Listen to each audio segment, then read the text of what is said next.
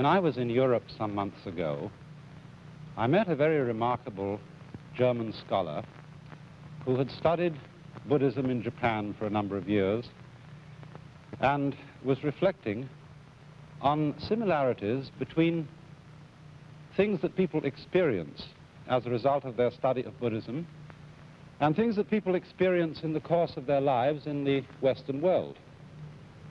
And he made a very interesting remark to me about experiences that had happened to various people during the calamities of the war. He said that there were three particular kind of instances which he had come across where people had found themselves in desperate situations, and as a result of thoroughly accepting these situations, they had had an experience of the profound joy, and you might almost say meaningfulness of life, that corresponds very closely indeed to the kind of experience that in Buddhism is called awakening or enlightenment, satori in Zen language, or liberation in Hinduism, or what we might sometimes call in the West mystical experience, the sensation of the individual finding himself one with God or with the ultimate reality behind the universe. And my friend then enumerated these three instances.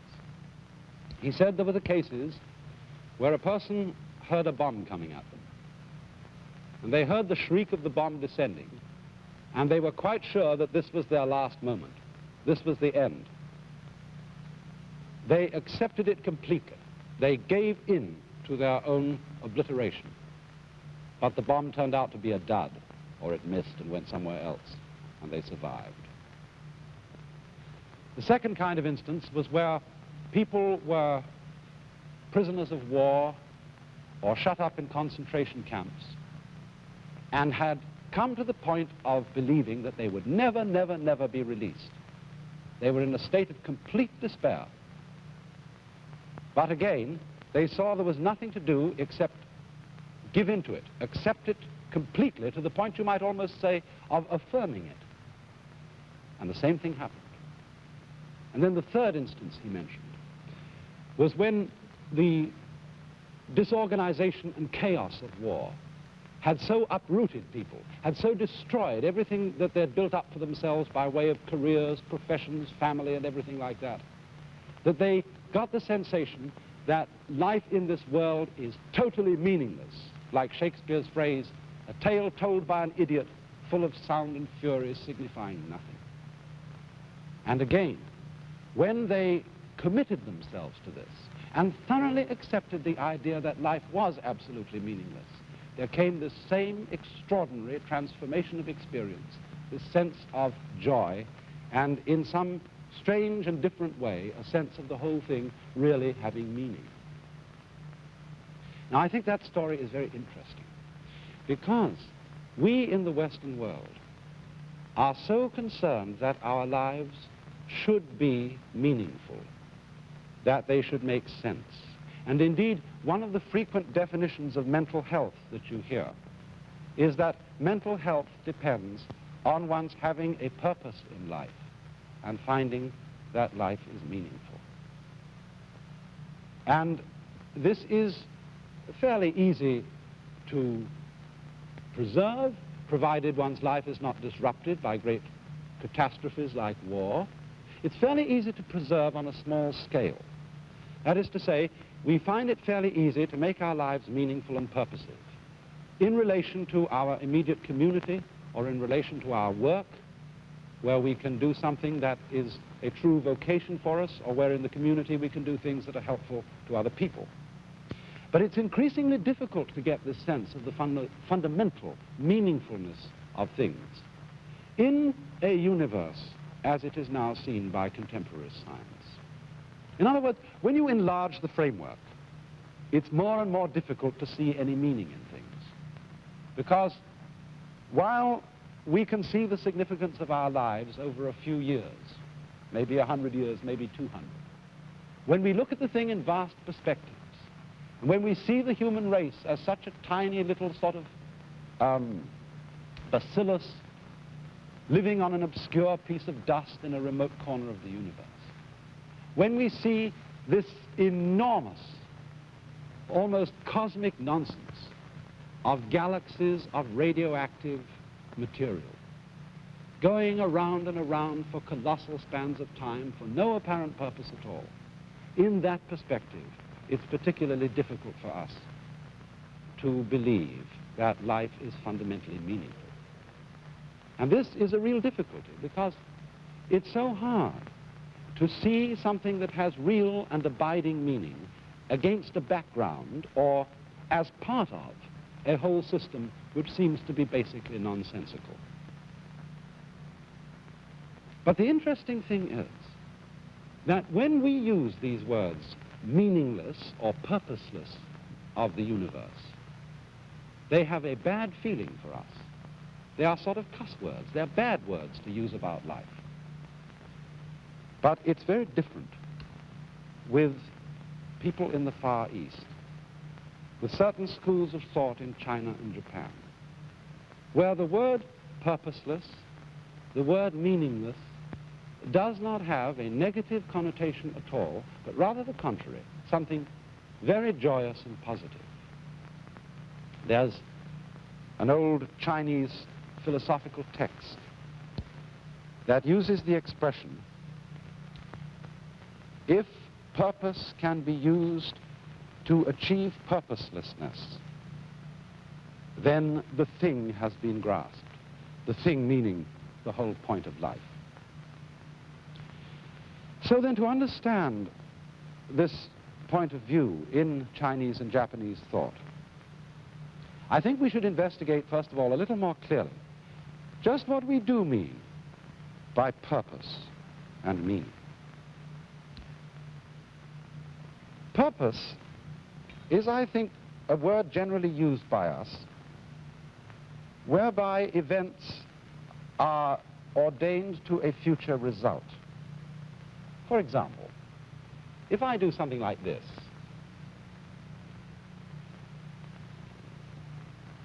just doing that alone doesn't appear to have very much purpose. But if after I have done that, in the future, I do this,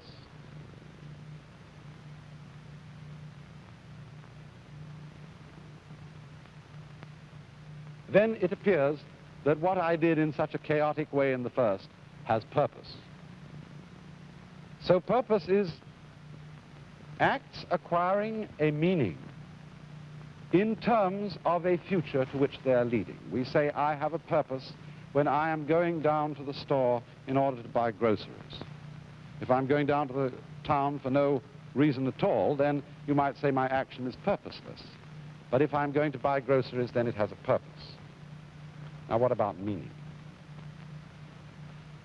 The idea of meaning is very close to that of purpose, and this may be a good illustration of it. Here is the word cross. And the word cross is a sound. It's just a noise. But that noise has meaning for us because we know that it relates to this. That is a cross. But the noise cross is not this figure. But cross has meaning because it represents or stands for that actual concrete figure. And so, at any rate, one sense of meaning, which we might call here the first sense of meaning, is the function of a sign, a noise or a symbol which points to something other than itself. For example, if we didn't take this as a cross, but took it as a plus sign, then it would in its turn become another sign having meaning, and its meaning would be the process of adding. Now, of course, if life has to be meaningful in these two senses, in the sense of purpose already demonstrated in the sense of this, at least this first sense of meaning, then it means that events, people, things, are only meaningful or purposive insofar as they lead to something else or insofar as they represent something else. And in a way, this makes people and things rather like symbols and words, which always refer to something beyond themselves and don't mean anything in themselves. There's also another sense of meaning, and that is the sense of order. We would look at this object, for example, and say, well, that's a kind of a senseless shape. That doesn't mean very much. It's just a chaotic blob. But if we introduce order into it by making that object symmetrical, we will immediately recognize the phenomenon of pattern, because an element of recognition comes into it. In other words, we recognize the repetition of the shape in reverse. And this element of recognition makes it meaningful, patterned, orderly in this particular way. And so, one of the dominant ways in which a person can say that life has meaning is then that it has order. But on the other hand, if the orderliness of life is taken too far, we then move over into another kind of meaninglessness, which we call monotony. In other words, if every day is the same as the day before it, if we find ourselves involved in a routine where we're doing exactly the same job day after day after day after day, we find that through an excess of order, our life begins to lose vitality. And so it seems that we need a kind of disorder in order to give life to order. We need a kind of nonsense in order to make things really meaningful. We need chaos as an essential element of life. Now, in the Western world, we tend on the whole to emphasize order. We are always pushing things to make sense. We are always trying to control the world and make it obey us, and therefore make it orderly. And after all, science is primarily the study of the regularities in nature, the study of natural order. But to a considerable extent, in Far Eastern thought, especially in Taoist and Buddhist thought, the emphasis goes the other way. There is an emphasis not so much on the beauty of order as the beauty of a certain kind of disorder or nonsense. You see, look at this that I drew just before I started to make the face. This chaos of lines up here is so like life in certain aspects. So much of life is this sort of thing which does not become this sort of thing. Events that don't seem to make any sense at all. But the Chinese and Japanese eye has been able to look at this sort of phenomenon, which we would call nonsense phenomenon, purposeless phenomenon, in a way that begins to reveal a profounder kind of meaning in it. Take, for example, one of the greatest of the Japanese painters, the artist Sesshu, who was a Buddhist priest living between about the beginning of the 16th century. Actually, his dates are 1421 to 1506. And this is a very, very famous painting of his. But as you look at it, you may be inclined to feel that it's very like the mask which I drew that eventually turned into somebody's hair. Because Sesshu did paintings of this kind very often with fistfuls of straw instead of brush. But as you look at that painting more carefully, it's done in black ink on paper, you begin to realize that this is a natural scene, that we are looking at a system of rocks, and far above them, very faintly, there is a few mountain peaks. That is called the haboku, or rough technique landscape. And as you begin to recognize what it represents, you begin perhaps to feel that it has some meaning. And yet, why do we feel that those at first sight chaotic lines have meaning when we discover that they represent a natural scene, a mass of higgledy-piggledy rocks and trees, which in themselves do not have meaning in quite the senses that I have so far defined? After all, if a word like cross represents an object, what do rocks represent? What do trees represent? What do mountains represent? Do they symbolize something? Do they have some purpose in that they are intentionally working to produce a future result? Do the waves washing on the shore and making strange patterns of foam on the sand have some intention? Are they symbolizing anything? No.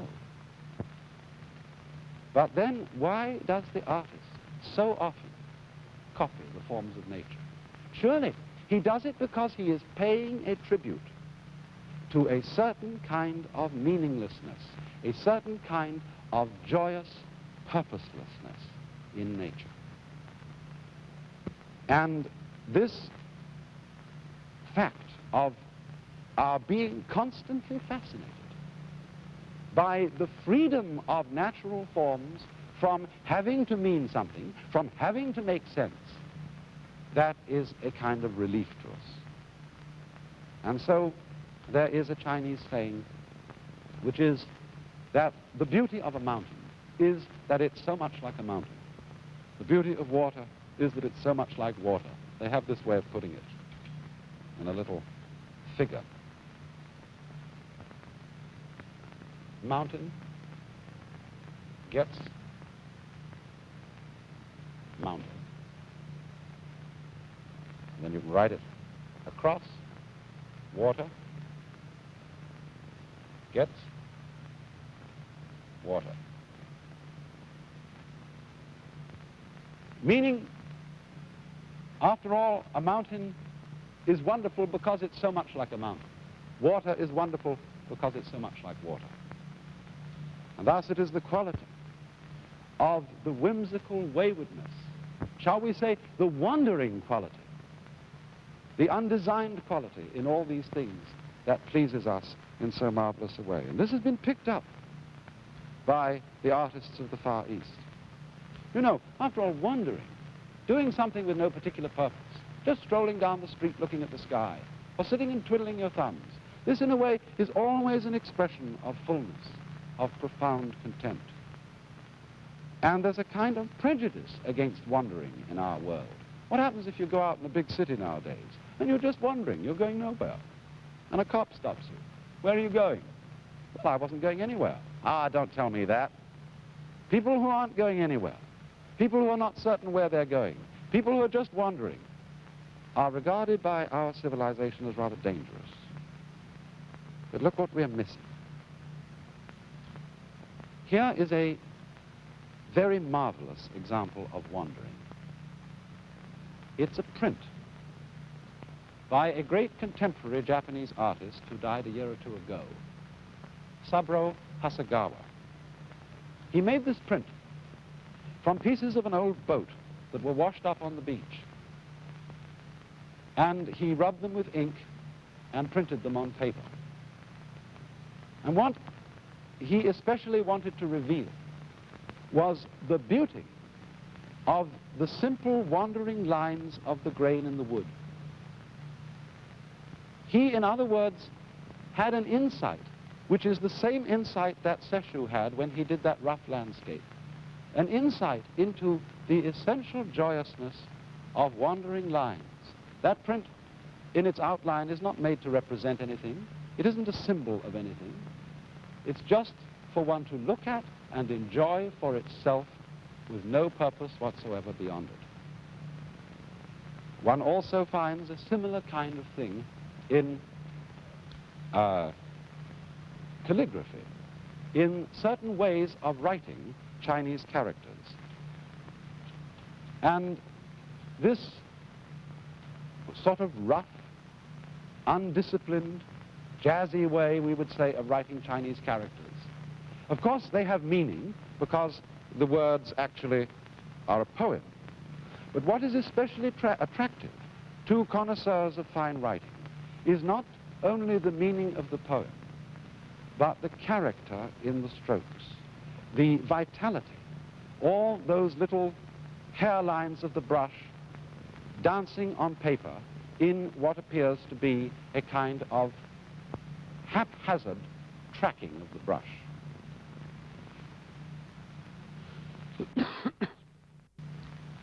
And because we have begun to see the beauty of this kind of thing for ourselves, to some extent tutored by Far Eastern artists, we can also recognize the splendor of, say, the forms of driftwood, such as this piece that stands here. Nowadays, many people are going along to the beach and collecting objects like this to put in their houses, where the wood charms us because of its strangely chaotic and again nonsensical, meaningless outline. And this sort of thing was also brought to a kind of perfection by the great ceramic artists of Japan when they made something like this. This is a ceremonial tea bowl for chanoyu, as it's called, or tea ceremony. And once upon a time, a potter who was making one of these bowls had an accident. He let the glaze run on it by mistake. I don't know if you can see on this bowl that the glaze here is just a blob which has run down the side of the bowl. The first man to whom that happened, many hundred years ago, thought, oh dear, it's a mistake. But then he looked at it and realized that the unintentional, the nonsensical mistake was peculiarly beautiful. And thereafter, there has grown a tradition of ceramic art in Japan, which, as it were, capitalizes on what will happen when the glaze runs all by itself. So, this art of natural nonsense is a kind of perception that the beauty of the world is that it's a dance. And just when we dance, we don't dance in order to go anywhere. We don't dance in order to get to the other side of the room. We dance just to go round and round and round. And so it is in the same way when we look at the outlines of the mountains. What do they mean?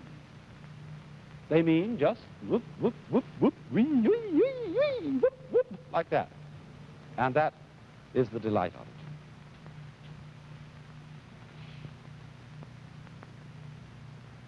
In other words, this nonsense quality of life begins to make its appeal to us, begins to show us its hidden meaning and its hidden beauty. When we don't, as it were, pick a quarrel with the world and try to make something of it. You know, our own slang is often so revealing. When somebody says to you, do you want to make something of it? That means the situation is definitely hostile. And so, likewise, when our constant attitude to the world is that we want to make something of it, we want to force it to make sense, we want to force it to make order, then to that extent, the world hides its meaning from us. And we find a greater meaning when we are able, like the person in the story I told at the beginning, like the person who found that life was senseless and profoundly accepted its senselessness, he converted that nonsense into a kind of joy. Now, after all, this isn't really foreign to, say, Christian ideas. It's true that we hear a great deal in Christian teaching about the purposes of God. But surely there is a deeper secret within Christian teaching, that the purposes of God lead in the end to purposelessness. After all, isn't it the historic, ancient doctrine of Christianity that the true purpose or the true end of man is to behold the vision of God? And then you might ask, what is the purpose of that?